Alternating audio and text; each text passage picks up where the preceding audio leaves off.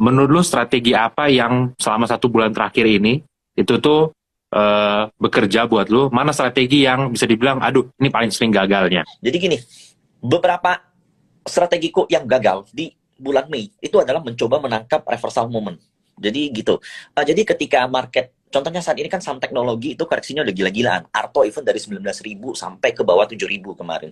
Nah, dan berusaha menangkap momen reversal itu menjadi salah satu kesalahanku, di mana aku melihat bahwa ternyata momen reversal yang terjadi di market itu dengan spread yang jauh lebih besar, yang benar-benar di luar perkiraanku. Jadi kalau biasanya saham terkoreksi 7% itu udah wow, di market begini, even 10% itu masih bisa ada peluang koreksi lebih dalam gitu. Dan itu yang volatilitas ini tuh yang membuat view-ku tuh harus di-adjust berkali-kali gitu. Dan itu yang membuat fail-ku di bulan Mei. Jadi bulan Mei memang portoku tergerus, dan bulan Juni ini sepertinya volatilitas sudah semakin mereda, berhubung juga data di global memang dibilang baik juga enggak, tapi sepertinya market tuh sudah price in terhadap apa yang dikhawatirkan, yaitu kenaikan suku bunga 3 kali sebesar 0,5. Jadi kalau viewku terus terang, koreksi market setelah Idul Fitri itu lumrah, wajar. Tapi dengan koreksi yang seperti ini, itu too much kalau menurutku. That's why saat ini market udah balik lagi kan.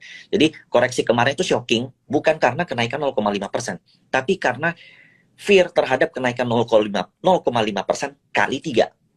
Jadi menurutku di bulan Juni dan Juli ini, ya maybe akan ada volatilitas dengan data-data di US. Contohnya hari Jumat ini kan ada data inflasi di US ya, itu teman-teman mesti hati-hati sedikit tuh. Nah, jadi kalau seandainya data inflasinya kenceng lagi, nah itu market pasti bakal drop lagi, berhubung IHSG juga dekat dengan resisten. Jadi kalau dibilang IHSG baik, sebenarnya saat ini posisinya memang oke. Tapi apakah riskan? Jawabannya yes. Jadi that's why untuk saat ini akan jauh lebih baik teman-teman lebih berhati-hati dibanding terlalu over bullish.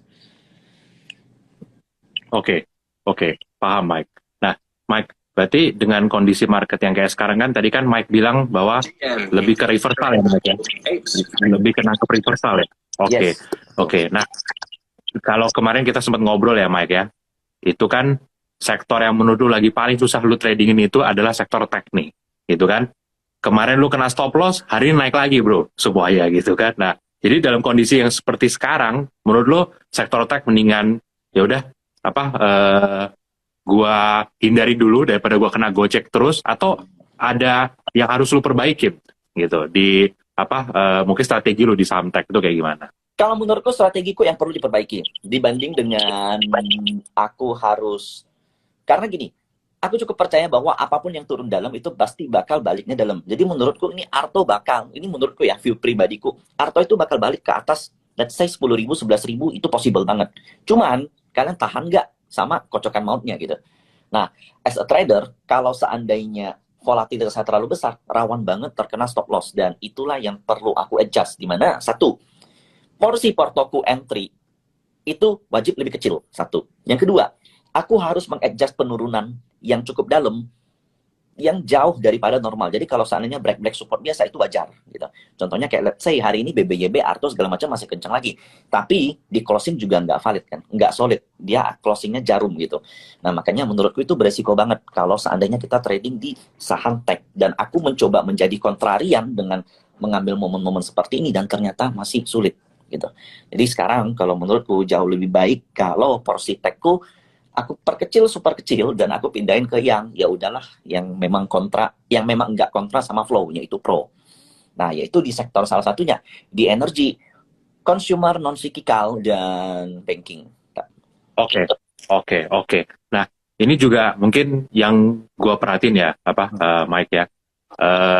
Bisa dibilang selama 1 bulan terakhir ini, di mana posisi lu besar, biasanya justru itu yang kurang oke gitu ya. Sedangkan kalau porsi kecil-kecil gitu kan, itu biasanya malah justru bagus nih hasilnya. Contoh, nggak usah jauh-jauh, misalnya kayak kemarin gitu, kita bisa ngumpul-ngumpul gitu kan, oh yang beli energi dikit-dikit malah untung gitu kan, beli Mulia, Indorama gitu kan, pada untung.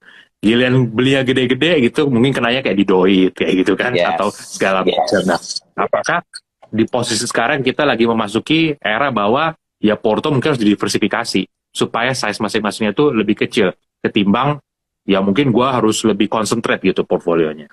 Kalau menurutku gini, karena trader itu kan ada yang, kalau seandainya saya seorang scalper, market mau sejelek apapun sih nggak masalah, kan gitu. Bahkan saya suka, malahan kalau ARB saya bisa beli gitu. Itu satu. Yang kedua, tapi kalau saya sebagai seorang trader yang enggak seaktif scalper, contohnya saya orang swing trader, maka sudah jelas kalau seandainya kita harus switching ke saham-saham kecil, itu mungkin teman-teman akan agak sedikit merasa aneh gitu. Dan itu perlu hal yang cukup lama. Atau, sorry, ini tuh bukan masalah strategi kamu pindah ke saham apa, tapi kamu mampu nggak melihat kalau biasanya tradingnya tuh di saham MDKA, kalau biasa portonya isinya saham BNI, BRI, tiba-tiba ENRG, kan aneh gitu. Biasanya pegas, tiba-tiba ada ENRG, pasti ngerasa kayak something awkward gitu, something yang ngerasa kayak, kok aku energi sehingga porsinya kecil, tapi justru itu yang kenceng. Nah, tapi menurutku itu sama sekali nggak masalah. Itu nggak salah. Jadi kalau seandainya teman-teman entry kecil lalu dia kenceng, justru mungkin next time teman-teman bisa lebih fleksibel, di mana portofolio atau stock picking itu nggak termasalah, nggak ada hubungannya dengan istilahnya nggak ada hubungannya dengan kebiasaan kamu biasa trading di mana atau kamu biasa punya isi portofolio di mana, karena market nggak peduli kamu biasa saya beli ini, habis itu kalau saya beli ini beda gitu, nggak ada. Jadi soon or later kalau seandainya teman-teman sering latihan seperti itu, jadi kalau seandainya market lagi jelek harus switching porto, nah teman-teman bisa lebih ada confident untuk punya porsi yang lebih gede. Nah terus terang aku sendiri di saham-saham yang terlalu kencang aku nggak bisa terlalu full porsi di situ. Jadi saat ini returnku memang tumbuh untuk cover loss-nya itu pelan-pelan. Padahal kalau seandainya aku lebih agresif di ENRG, kita ada Modern Land ya, kemudian ada kayak BP, kemudian ada kayak Indosat. Nah, kalau saya agresif itu porto saya udah cover loss dari bulan Mei kapan hari gitu. Cuman I don't do that gitu. Karena saya lakukan apa yang confident atau conviction menurut saya aja gitu. Jadi menurutku itu nggak ada masalah. Justru kalau teman-teman berani spekulatif gede atau mau balas dendam, nah itu yang jadi common problem nanti. Ujung-ujung malah loss-nya makin tergulung. Jadi that's why kalau menurutku nggak ada masalah, pakai aja metode yang benar-benar sesuai dengan confidence kalian. Nggak perlu terlalu pusing sama return.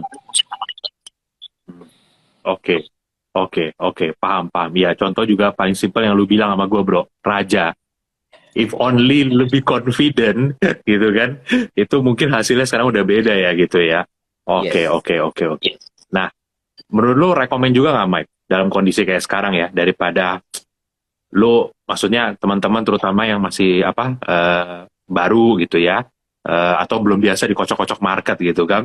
Nah, apakah better mungkin ya udahlah beli aja saham-saham blue chip gitu, mumpung lagi koreksi juga gitu kan, kayak mungkin Bank Mandiri, Bank BRI, Bank BNI kan bisa dibilang lagi agak flat lah ya, deadly gini, daripada mungkin dia beli kena stop loss gitu kan dan segala macamnya. Saya setuju sekali. Jadi di market jelek biasanya tuh yang saya lakukan itu switching to long term view. Satu, bukan artinya saya mendadak investor, karena saya memang selalu punya plan. Contohnya, saya beli MDKA, saya stop loss di bawah 5.000. Sebenarnya bearish-nya itu di bawah 4.750. Contoh. Jadi kan itu punya ruang downside sebesar 30%. Tapi kalau seandainya saya gunakan stop loss dengan ruang downside sebesar 25% tersebut, porto saya pasti hancur. That's why I take small loss. Jadi dengan menangkap momen-momen di mana ada potensi saham MDKA rebound dari support. Itu satu. Kalau seandainya market jelek, bukan nggak mungkin support minor atau pokoknya saham apapun mau support, mau dibilang apapun yang bagus ya tetap aja jatuh. Biasanya seperti itu. Nah, that's why kita harus punya long term view di mana sahamnya kita pegang, pentingnya universe itu di situ. Jadi even pun kita floating loss, kita nggak panik karena kita tahu saham ini mau bawa kemana.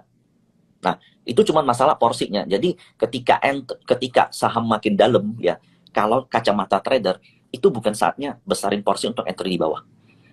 Tapi justru kecilin porsi entry ke bawah dengan porsi yang lebih kecil. Tapi jika sahamnya mulai rebound, nah disitulah baru kita nangkap momentum untuk entry lebih besar. Nah contoh, beberapa saham call, saham energi itu udah kencengnya bahkan jauh melewati dari crash kemarin. Nah tapi kalau banking belum, kemudian sektor consumer itu bahkan udah lebih oke daripada, udah hampir lebih oke daripada crash kemarin. Contohnya ada HMSP, ada Unilever. Nah disitulah teman-teman bisa put porsi lebih gede di situ. Jadi sebenarnya saya yakin ya, kalau sebagai seorang swing trader itu sahamnya tuh pasti ngebosonin. Itu aja. Bank BRI, Bank BNI, kemudian Adaro, kemudian ya paling MDKA, kemudian Harum, paling itu aja. Cuman masalah penempatan porsinya itu kan yang menjadi hal yang berbeda tiap-tiap orang. Nah, gimana teman-teman pecahkan hal tersebut? Jadi ini tuh udah bukan lagi soal kayak gimana kamu bisa pilih saham yang naik kenceng di saat market lagi jelek. Sebenarnya bukan seperti itu. Kalau menurutku di market seperti ini. Tapi bagaimana kita bisa dengan bijak menempatkan porsi kita seberapa besar di market. Karena saya perhatiin juga reksadana AUM yang bertahan, oke. Sahamnya itu aja. Astra, Pegas, kemudian Adaro, dan enggak yang aneh-aneh juga gitu. Ya. Oke. Paham, Mike. Nah, Mike, ini kan berarti kalau kita ngelihat market juga ya, lately, ini kan leadership kalau bahasa kita pakai Mark Minervini itu kan leadership ada di sektor energi gitu ya, Mike ya. Kalau kemarin kan di sektor teknologi. Nah kan, kalau kita belajarnya daripada master-master champion trader ini, mereka selalu bilang, akan selalu ada new leadership lagi gitu kan. Biasanya kan after new carry cycle akan ada new leadership lagi gitu kan. Nah, di kondisi kayak sekarang, Mike, menurut Mike sendiri dari technical aja, pure technical aja, Mike ya, mungkin ya adalah campur-campur fundamental dikit gitu kan.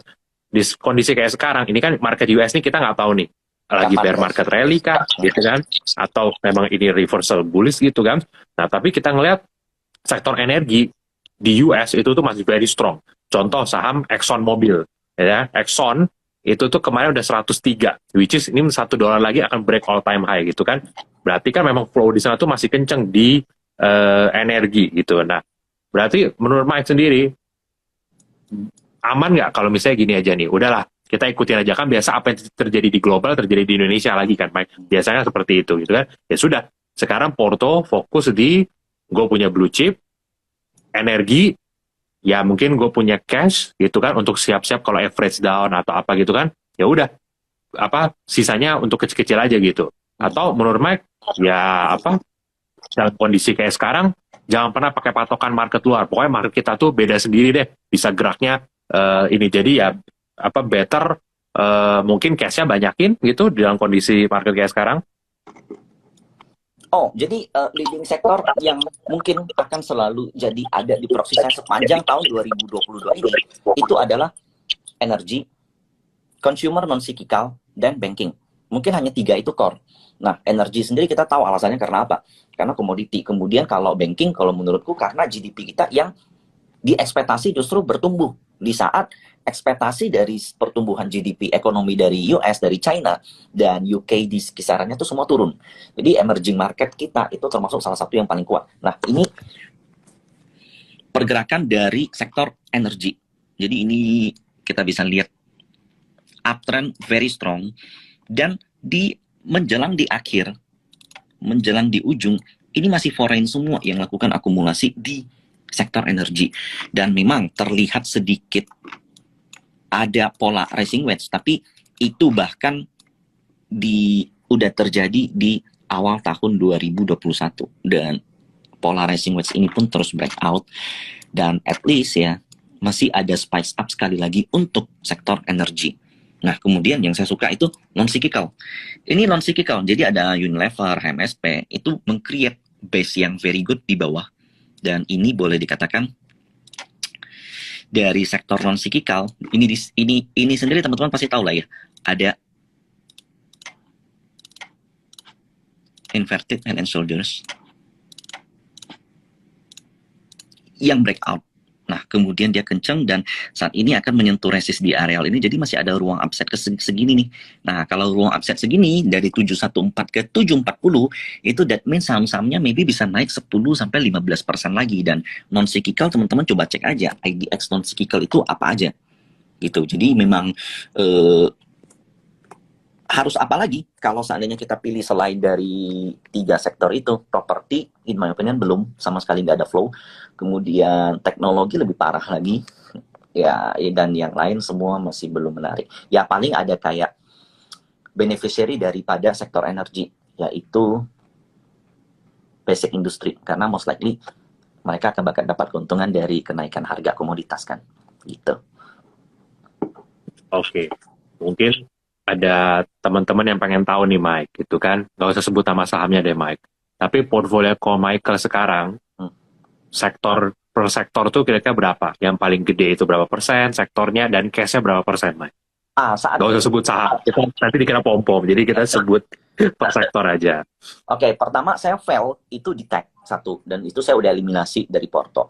Dan kemudian banking saya juga udah eliminasi dari Porto karena penurunan kemarin untuk upside-nya saat ini saya belum melihat yang begitu menarik, dan justru pindahnya itu ke konstruksi.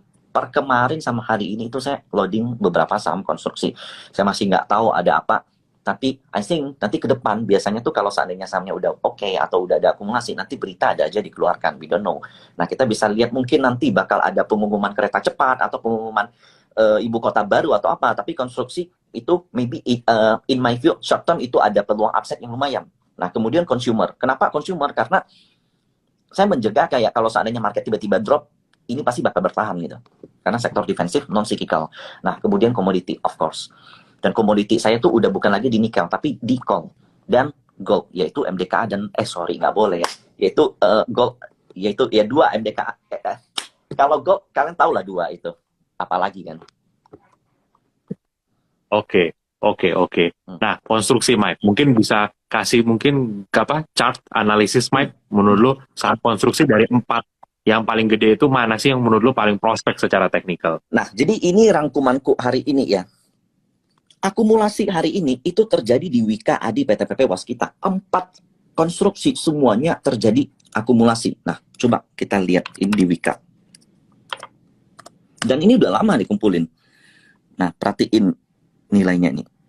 Mulai dari CC, AK, DX. Nah, kemudian ada Adi. Kalau dulu kan, nah ini dari sini 5 bio, di sini 1 bio. Ini udah jelas akumulasi. Bahkan dari indikatornya juga udah bilang akumulasi. Kemudian ada Waskita. Nah, di sini juga jelas akumulasi. Nah, kalau secara chart sederhananya, contohnya kayak Adi. Nah, di sini tiba-tiba ada volume yang kencang dan breakout. Dan ini ada potensi pembalikan arah Nah, dari MACD juga kelihatan dia bullish reversal. Dan ini ada pola inverted head and shoulders dengan target ke ini. Dan ini tuh mirip-mirip pergerakan saham tech yang rebound setelah turun dalam gitu. Tapi lebih less volatility. Jadi jauh lebih tenang lah kalau seandainya di sini dibanding dengan kalian di tech, karena kalau tech itu lebih cocok scalper. Nah, sama dengan PTPP, lihat pergerakannya. Nah, begitu juga dengan Waskita. Kalau Waskita belum breakout, soon ini bakal breakout. Kemudian ada Adi, PTPP, Waskita, Wika. Nah, Wika juga sama, meng-create pattern inverted hand and shoulders dengan volume yang besar dan dengan memvalidasi areal 985. Ini MA200 itu ada potensi untuk disentuh nih. Ini MA200. Nah, ruang upside-nya masih lumayan. Ada apa? Nggak tahu. Tapi ini bicara flow dan technical. Ada peluang kalau mereka reversal short term. Kalau masih bisa lanjut, ya why not? Tapi kalau seandainya memang hanya short term seperti ini, ya momentum seperti ini 10%, 15% di market seperti ini, which is good. Dan memang bicara secara sektoral, mereka tertekan sekali dibanding dengan sektor-sektor yang lain. Dan ini masuknya, kalau nggak salah properti dan konstruksi udah pisah ya, sektoral. Jadi dia udah bukan properti lagi, dia udah ekspektasi kalau nggak salah. Ya, nah mungkin kalau Waskita sama Adi mau raih isu ya Mike, semester 2. Nah, jadi ya apa need capital apa seperti yang untuk nanti proyek apa ke depannya. Oke, paham kalau kayak gitu. Jadi inilah yang Mike tadi bilang ya apa bahwa sekarang tuh trying to catch reversal ya Mike ya. Yes. Which is kan kelihatan nih jelas nih di sektor konstruksi. Nah, Mike, berapa hari ini juga kita kan ngelihat ya Mike ya, sektor properti ini kan agak sedikit lucu nih. Yang besar-besar nggak gerak, tapi yang kecil-kecil itu gerak semua gitu. Nah, kalau Mike lihat sendiri sih, kemarin gue udah nanya juga sama kayak misalnya sama apa Bernard nih, duta BRMS kita gitu. Tapi apa sekarang gue mau tanya, kalau view lu dari technical nih, ini biasa kan di mana-mana yang big cap dulu naik, baru yang small capnya kan. Nah ini small capnya dulu yang gerak. So kalau begini tuh boleh dikatakan kayak ini bukan flow yang merata datang ke IHSG gitu. Karena kalau flow merata itu dari fund contohnya atau dari foreign itu pasti ke big caps dulu. Nah kalau dia ke small caps berarti ada something di industrial land kita. Maybe ada investor gede yang mau masuk ke Indonesia atau maybe ya spekulasi kalau dari trader maybe ada investor gede yang bakal mau masuk ke Indonesia dan berinvestasi di industrial land. Jadi mereka perlu lahan yang gede gitu. Tapi apa itu kita belum tahu. Tapi arah-arah bullish itu terlihat di saham ASRI, BES, dan SSIA. Reversalnya kelihatan banget. Yang lain belum. Kayak Demas itu masih belum. Kemudian kayak APLN kan masuk ya. Second liner. Ya itu juga ada kelihatan mau reversal. Tapi pribadi sendiri saya ngelihat ASRI dan BES itu which is very interesting ya. Apalagi ASRI itu kalau kita perhatiin foreign akumulasinya itu selama 2-3 bulan ini tuh amat masif. Ya sedikit aneh padahal ASRI kalau seandainya dolar tinggi itu debt mereka tuh bakal makin tinggi gitu. Itu makin pressure ke laporan keuangan mereka. Ya, oke. Nah Mike, ini juga yang menurut gua sih mungkin teman-teman sering ngerasain, kita juga lah Mike gitu ya. Lu pasti pernah lihat lah Mike, maksudnya saham-saham yang kalau lu zoom dari jauh nih selama 6 bulan terakhir ini sih naik gitu kan, naiknya lumayan nih 50%, 60%. Tapi kalau lu lihat sebenarnya dia pergerakan day to day-nya itu tuh bisa dibilang benar-benar menguji kesabaran lu. Contoh misalnya kayak BRMS, contoh kayak Akra, ya kan? Contoh kayak misalnya MDKA. Ketika lu lihat chart 6 bulan, wah, seandainya gue hold 6 bulan, gitu kan? Tapi coba lu perhatiin day to day per candle-nya, itu tuh abis lu beli, dia naik 5%, terus dia turun. Zigzag 2 minggu, naik lagi 10%, ntar dia koreksi sehat 5%, kok dipikir-pikir, cuma 5% ya jadinya. Tapi kalau lu lihat di jangka 6 bulan, naiknya lumayan gitu ya. Nah, dengan kondisi saham kayak ini, ini juga teman-teman ada bilang kayak Medco gitu kan, ya itu benar juga gitu kan. Nah, kita selalu pakai ya seandainya gue tahu what if, selalu kan what if gitu kan. Tapi masalahnya nggak segampang itu gitu. Nah, dengan karakteristik saham kayak gitu, Mike, strategi apa yang lu prefer? Apakah ya udah tiap dia break resistance gue jual aja dulu sebagian take profit dulu aja gitu loh. Nah, atau ya udahlah, namanya juga swing trading gitu kan, ya hold aja gitu. Yang penting kan toh nanti 6 bulan siapa toh memang bigger trendnya tuh naiknya lumayan gitu. Menurutku justru beresiko ya kalau seandainya kita punya plan swing, apalagi di saham yang uptrend, kita terlalu sering jual beli sampai barangnya hilang gitu. Jadi sering sekali ada istilah hilang barang gitu, karena kita coba ngejual dulu pengen beli lagi di bawah nggak sampai dia udah terlanjur break high, berani nggak kalian beli? Secara psikologis enggak kan? Karena wow, kalau aku buyback artinya sahamku aku rugi dong gitu, aku udah pernah dapat yang better price. Kalau seandainya aku coba jual dulu di resistance, beli lagi di supportnya nggak kena, keburu breakout, saya pasti nggak berani beli. Itu secara psikologis umumnya orang nggak berani beli. Nah gimana cara ngatasinnya? Makanya selalu aku bilang tuh kayak kalau seandainya kalian mau jual saham, apalagi ini uptrend, jual dulu dengan harapan bisa beli lagi di bawah. It's fine. Dengan catatan jangan jual habis. Karena kalau kalian jual saham uptrend, kalian jual habis, mau ngejarnya nanti pasti ada psikologis yang ngebuat kita kayak ngerasa wah ini udah mahal, nanti koreksi gitu. Jadi kalau kalian bisa buat combine hal tersebut, itu very bagus. Ini coba saya challenge kalian.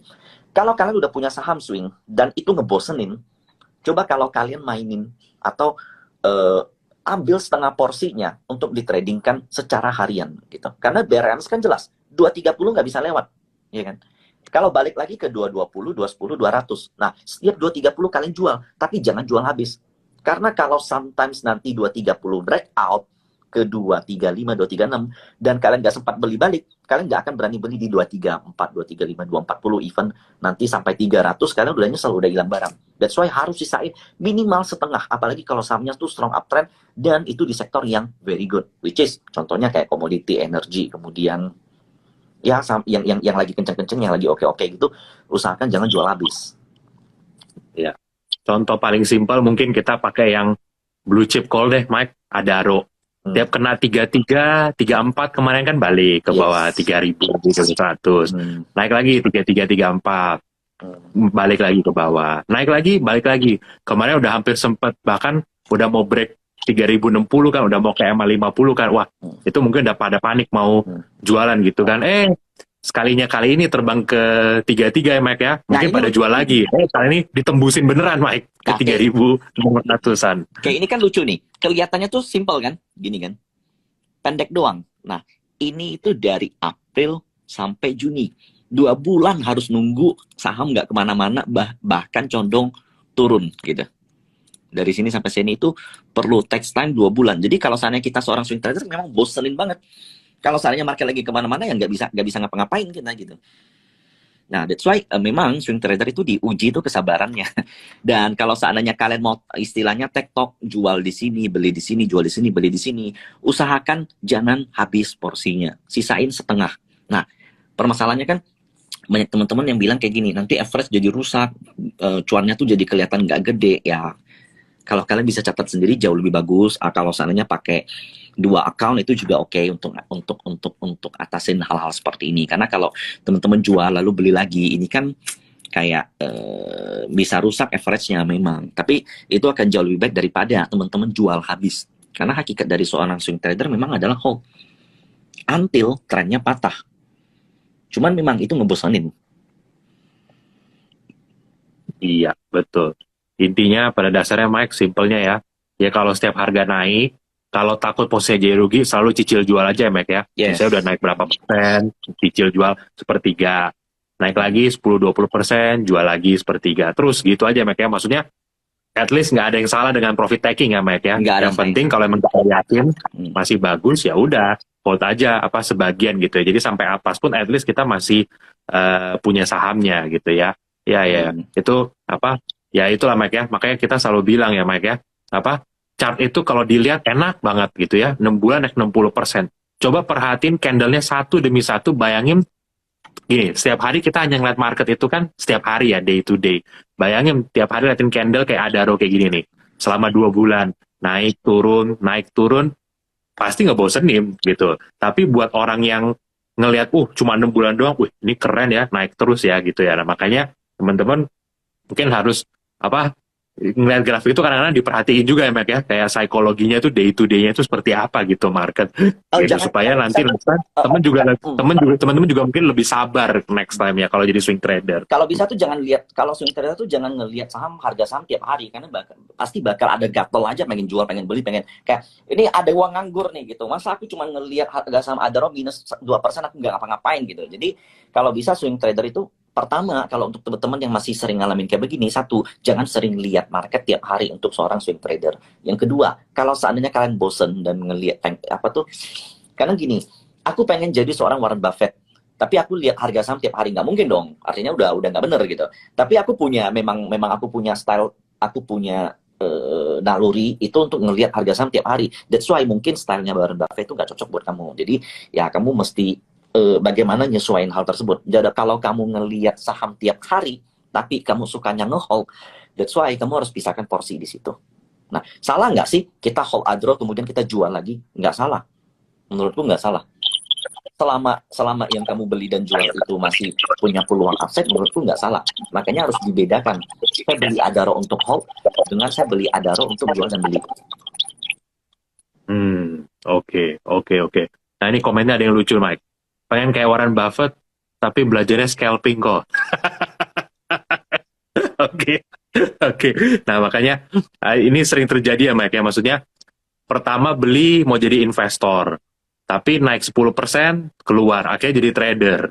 Tapi lebih sering beli pertamanya maunya niatnya trading, akhirnya pas turun jadinya investor karena ngehold sampai posisinya loss dalam. Nah jadi makanya disesuaikan sama profilnya teman-teman juga ya. Jangan sampai pertama niatnya jadinya niatnya trader malah jadi investor akhirnya gitu. Oke.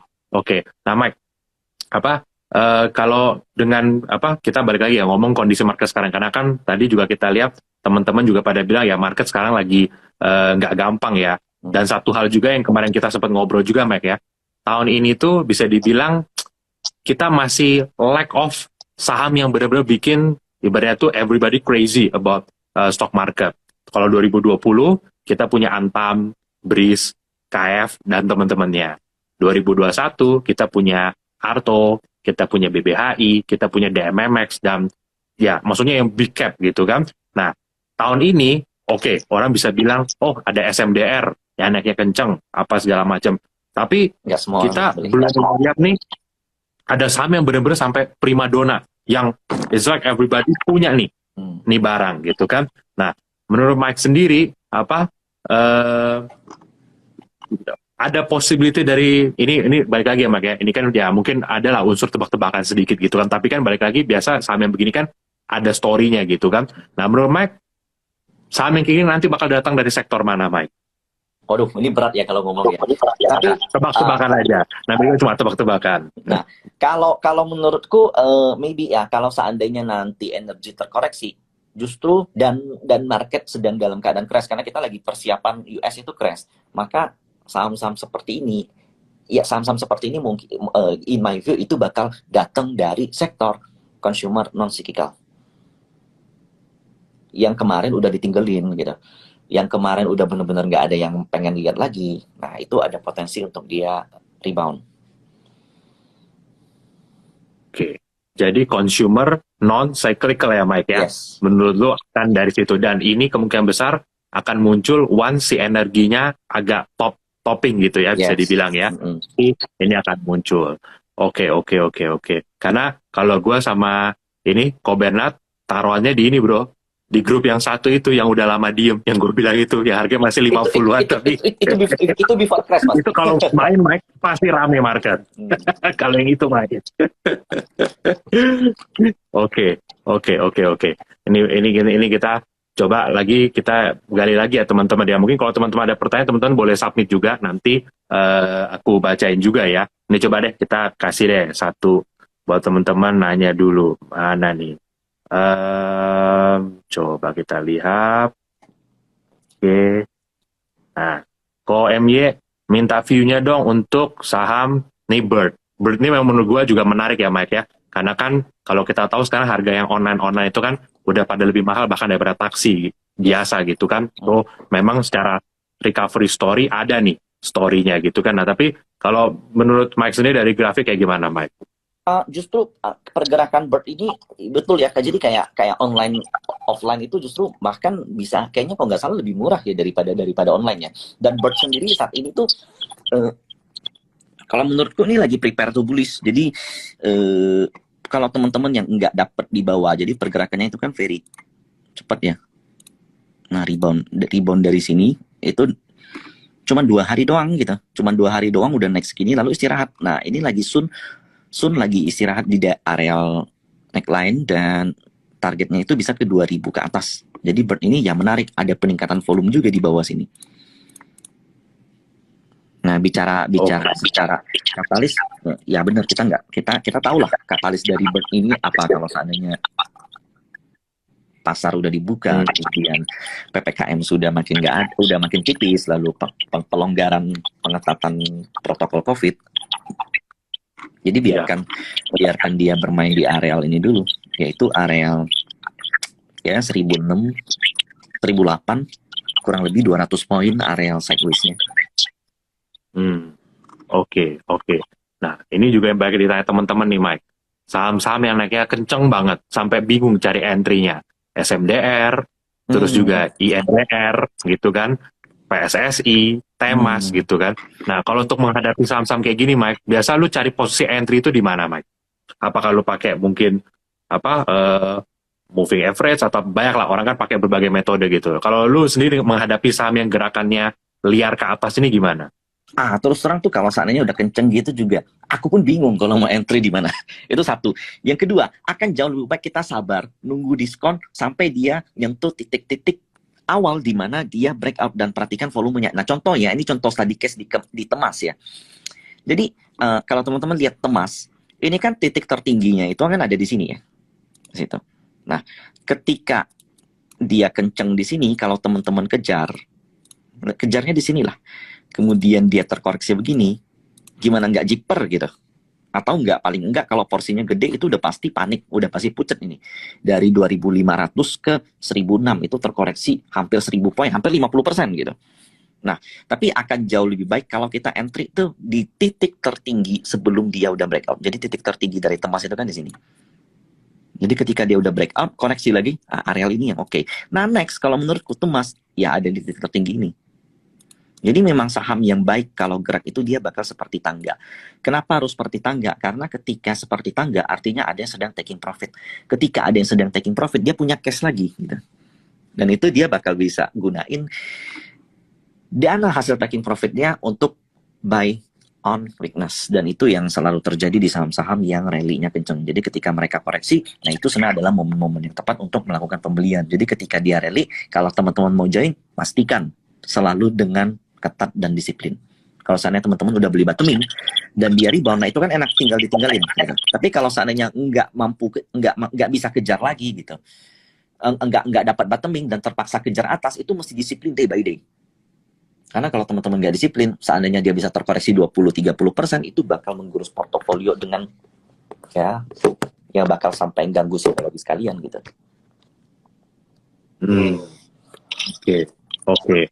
Jadi kalau lo berarti nyaranin Mike, kalau ketemu saham yang model larinya kenceng kayak gitu, kalau untuk teman-teman yang masih baru ya, kita ngomong balik lagi yang masih baru, better tunggu di previous resisten ya berarti ya, ketimbang coba-coba ngejar di atas. Oke. Karena saham yang kenceng itu benar-benar latihan untuk kita nahan, kita punya FOMO gitu. Jadi ada dua tipe trader ya. Pertama, dia FOMO kalau melihat harga saham tinggi. Yang kedua, dia FOMO kalau melihat harga saham koreksi. Jadi ketika udah minus 5% lebih, dia suka tuh beli. Kemudian kalau udah naik kenceng 7% atau 10%, dia sukanya beli. Biasanya yang jadi problem, yang lebih sering yang nyangkut, itu yang FOMO ketika melihat harga naik. Teman-teman boleh coba ini deh, coba perhatiin strategi teman-teman ketika buy on weakness atau buy on breakout. Menurutku, dan observasiku sama klien-klien, kebanyakan yang common problem dari yang nyangkut itu adalah yang FOMO. Yang naik 10% takut ketinggalan gitu. Ngelihat orang hore-hore dia nggak punya, ngerasanya wah nggak bisa nih, aku harus punya nih, sehingga 10% pun dikejar gitu. Nggak peduli resisten di mana, nggak peduli targetnya kemana gitu. Tapi kalau mereka yang FOMO-nya itu ketika melihat harga saham koreksi, itu biasanya portofolionya lebih better. Oke. Nah, ngomong-ngomong tadi soal FOMO ya Mike ya. FOMO itu kan ya bisa baik, bisa buruk impact-nya. Tergantung seberapa beruntungnya kamu dan seberapa pengalamannya kamu juga. Contoh misalnya udah naik 10%, pas kita kejar malah ternyata turun. Contoh kayak MDLN kemarin. Atau TRU.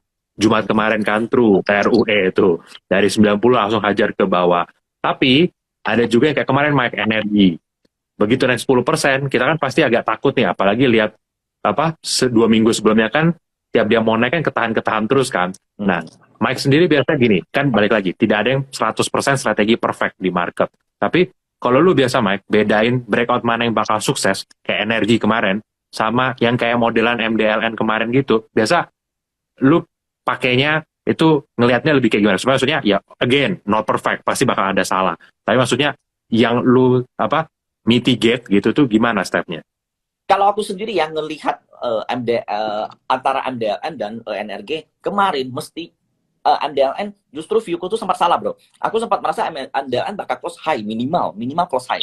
Ternyata enggak, ternyata buat jarum kemudian koreksi lagi sebentar. But itu fluktuatif sementara kalau kita mengerti trennya.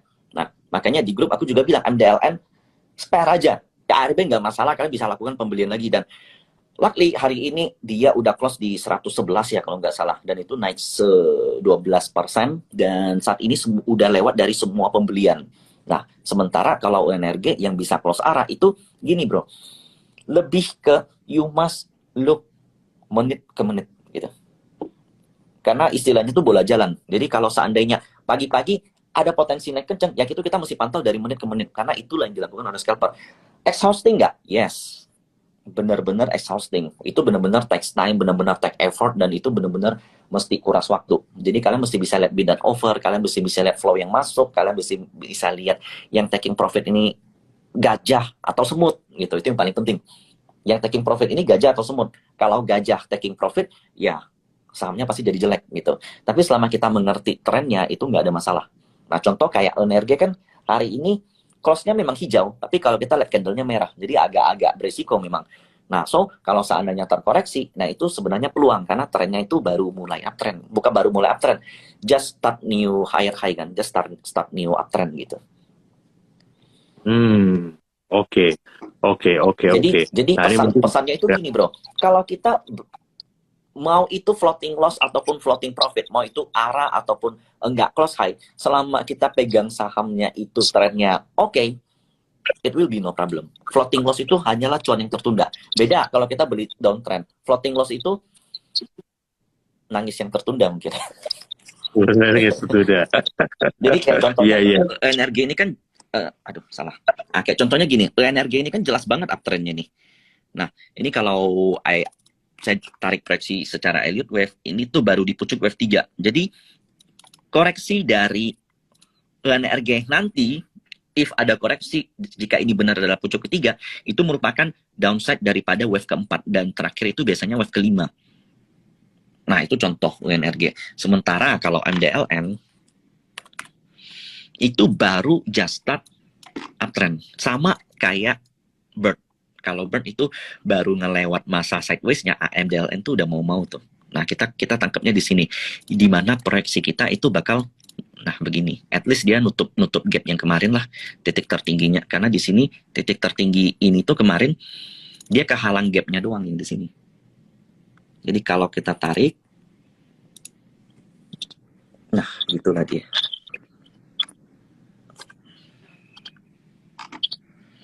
Dan ini pergerakan yang menurutku salah satu yang interesting banget MDLN. Nah, dia udah berhasil lewat opak sideways dia dari gocap sampai naik begini, dan ini kalau kita perhatiin volume-volume di bawah, ini juga which is a very big akum. Gitu. Iya. Iya. Oke.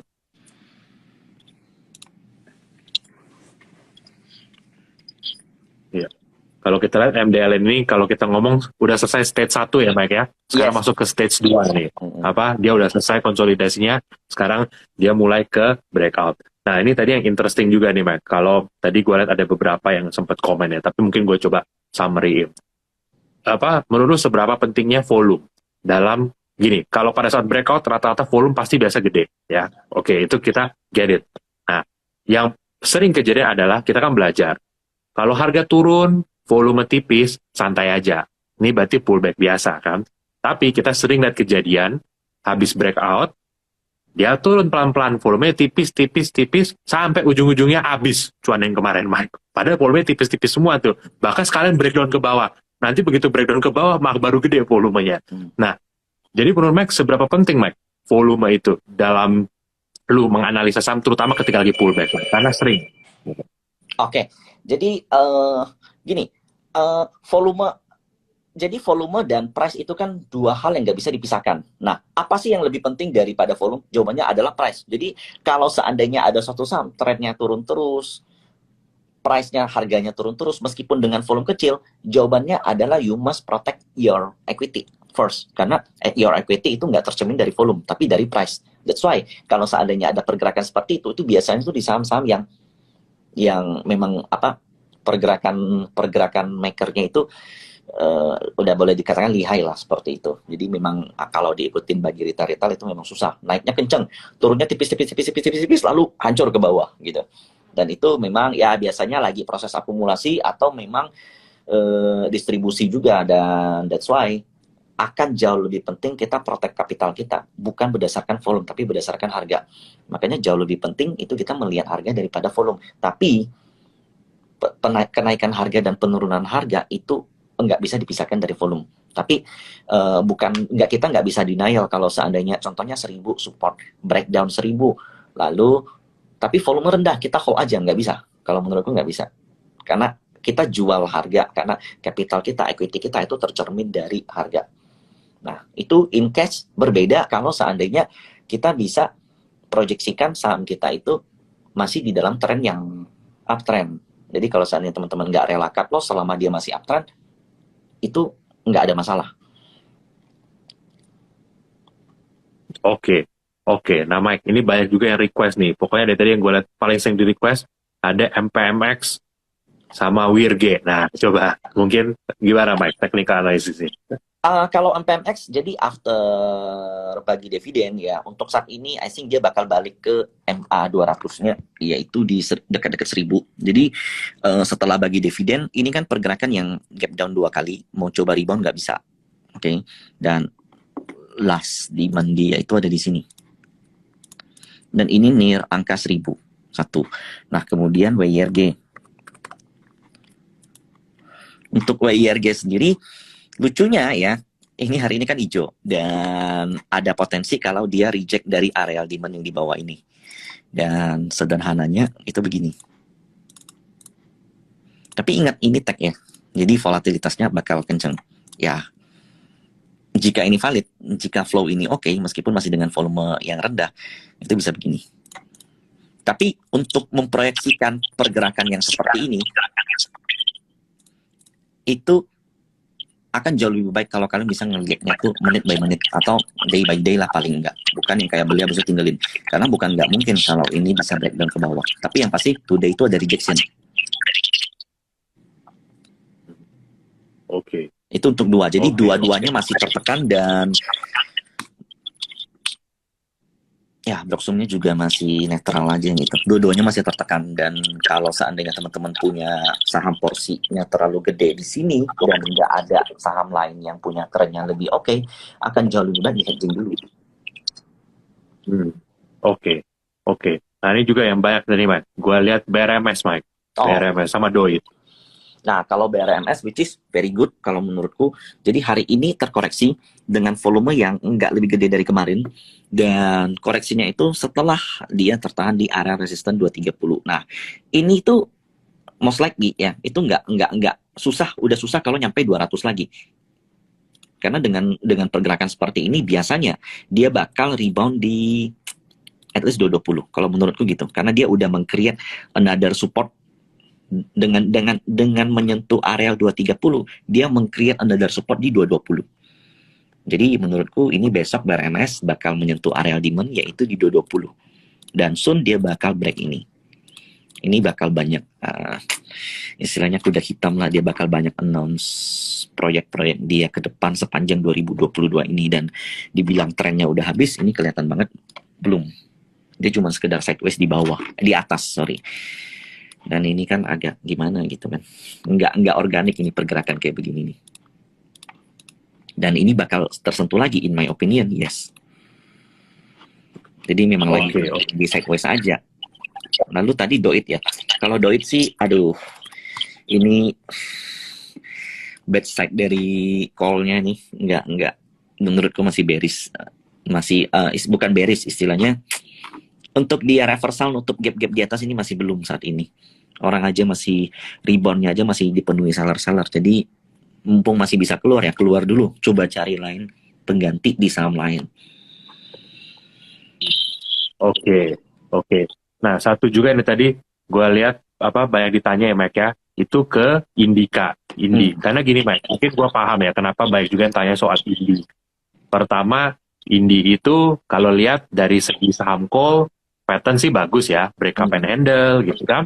Tapi on the other side juga naiknya kayak berat gitu. Kayak dia jarang bisa tutup di high gitu. Habis mau naik pasti diturunin. Naik akhirnya nggak break resistennya gitu kan. Malah jadi bikin orang takut. Ini kenapa nih candle-nya kok jabrik-jabrik terus gitu kan.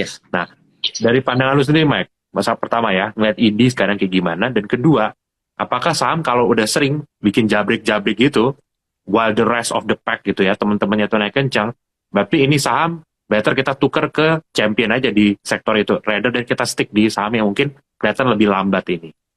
Kalau seandainya break ini valid ya, mestinya tuh biasanya dengan volume yang besar. Contohnya kayak begini nih, nah candle yang ini. Nah yang ini. Nah itu bagus. Tapi kalau ini kita perhatiin volumenya makin tipis, dan itu juga ada potensi dia bergerak jadi rising wedge. Jadi untuk saat ini, in my view ya, Indi not really good gitu, karena respon di angka 3000 ke atas itu jelek dan dia ada potensi false break untuk turun lagi ke bawah. Which is bener, kayak apa ya, jabreknya tuh udah power respon market di area sekarang tuh kayaknya nggak begitu diapresiasi ya di harga sekarang ya. Jadi Indi memang ada potensi untuk mengalami perlemahan. Ya, oke. Cuma kita lihat nanti, coba kita tes respon market besok ya, Mike ya. Ini Indi, habis market tutup, Indi ada keluarin pengumuman. Dia akan buyback tender offer nih. Surat utang dia 250 juta dolar. Dari total mungkin sekitar 1 miliaran surat utang dia 2004-2005. Dia tadi sore habis market tutup dia umumin nih. Dia mau tender offer 250 juta dolar ya. So, kita akan lihat nih. Mungkin kita kan besok bisa ngetes nih, Mike. Kalau sampai ternyata masih nggak kuat juga, mungkin better kurangin kali ya, Mike ya. Karena udah dipakai berita pun masih belum kuat juga gitu ya. Oke. Ini juga, nah, salah satu saham yang menurut gue agak susah buat trading ya, Mike ya. Itu adalah Medco. Ini datanya baik juga yang nanyain gitu, Medco. Nah, menurut lu gimana, Mike, dengan saham yang seperti Medco karakteristiknya? Nah, justru kalau Medco aku suka karena meskipun dia nggak kemana-mana, tapi dia bisa constantly naik ke atas. Istilahnya kita nggak bisa ngelihat ini menit by menit, itu mesti spare waktu lebih gede gitu. At least kita bisa lihatnya closing day by day atau per minggu. Nah, Medco sendiri kita ada beli di areal di bawah 600 lah, kita beli Medco maksimalnya 600. Jadi waktu itu nggak kemana-mana. Dan bahkan sempat menyentuh 555 dan stop loss kita itu 550. Sedikit lagi kena itu. Jadi low-nya itu 555 gitu. Low Medco 555, stop loss kita 550 dan ini ada pergerakan akan mengarah ke 720 karena ini reversal. Hari ini juga dengan volume yang paling besar dan ini valid punya pergerakan mungkin kalau biasa chartist tuh bilangnya ini rounding bottom. Nah, jadi targetnya ke 720 dan Medco ini kan sensitif sama harga oil ya. Jadi kalau seandainya harga oilnya masih bertahan di area level-level sekarang aja itu udah cukup menurutku. Harusnya ini dari kemarin tuh udah kenceng. Cuman ya namanya Medco memang gitu. Dia nggak bisa di-driven sama nggak bisa di-driven sama makronya gitu. Kayaknya ya memang penunggunya itu punya power yang begitu gede. Makanya kalau untuk trader itu agak-agak gimana gitu sama Medco. Iya, oke. Nah, Mike, mungkin ini kita coba belajar dari, kita balik lagi ya, Mike ya. Semua orang kan bisa benar, bisa salah ya, Mike ya. Bisa sukses, bisa gagal dalam trading gitu kan. Tapi at least pada saat gagal atau miss gitu ya, kita dapat pelajaran gitu. Nah, mungkin Mike bisa show chart raja kali ya, Mike ya. And mungkin lu jelasin, Mike, story lu bersama, maksudnya kisah lu bersama raja selama 1 bulan ini, mistake lu di mana, kenapa mungkin lu ragu-ragu waktu itu tambah beli lagi atau gimana. Jadi mungkin biar teman-teman bisa ngeliat nih, karena gue yakin yang paling susah dihadapin juga adalah saham yang naik kenceng gini, mau jual takut, mau masuk susah. Nah, mungkin jadi biar teman-teman bisa tahu kerangka lu berpikir itu gimana, Mike. Nah, pertama ya, Raja itu memang I saw bullish itu dari sini, tapi sama sekali saya nggak ada entry. Itu satu. Karena saya nggak yakin, marketnya tuh jelek banget gitu. Nah, kemudian dia naik kenceng sampai di sini pun saya masih nggak beli. Karena ketika itu lepas lebaran koreksi.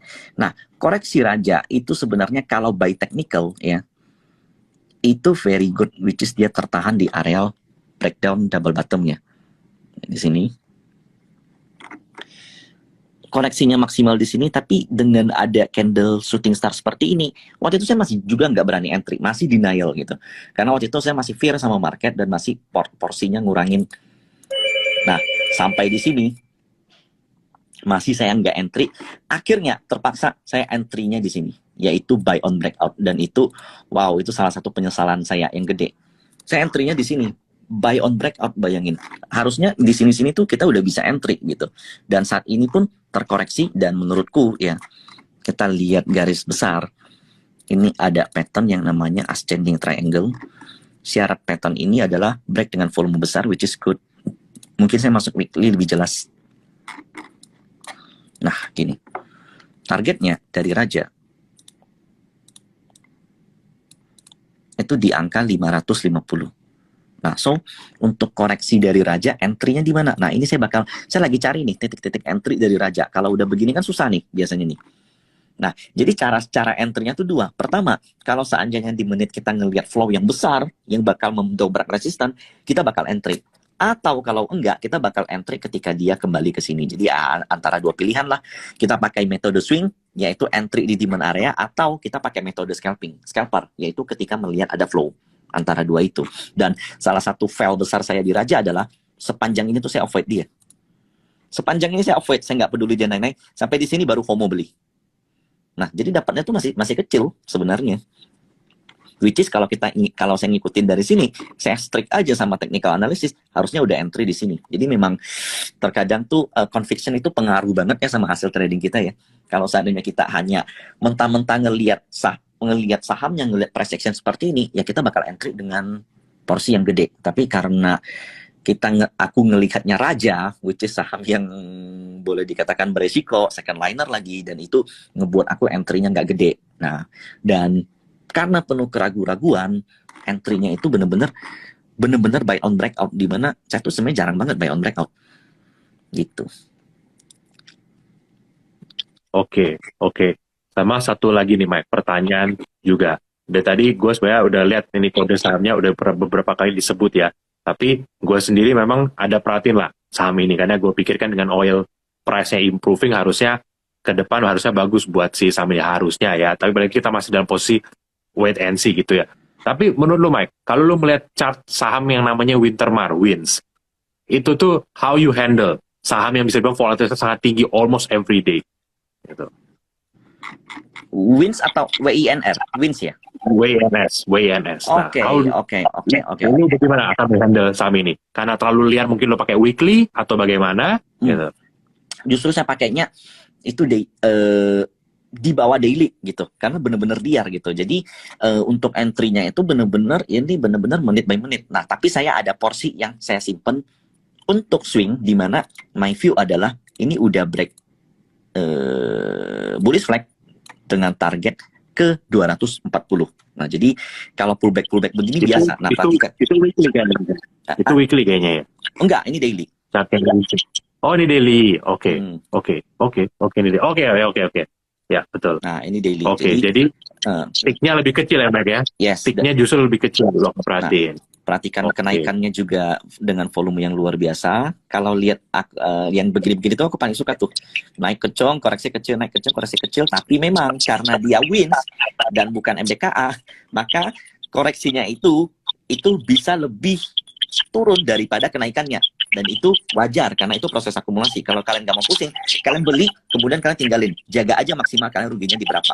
Kalau kalian enggak terima atau nggak suka dengan bosan gitu beli dan nunggu, ya kalian mesti bisa trading harian, dan which is itu takes time dan lebih taking more effort untuk dilakuin. Tapi WINS ini ya memang kalau menurutku bisa jadi salah satu kuda hitam ya untuk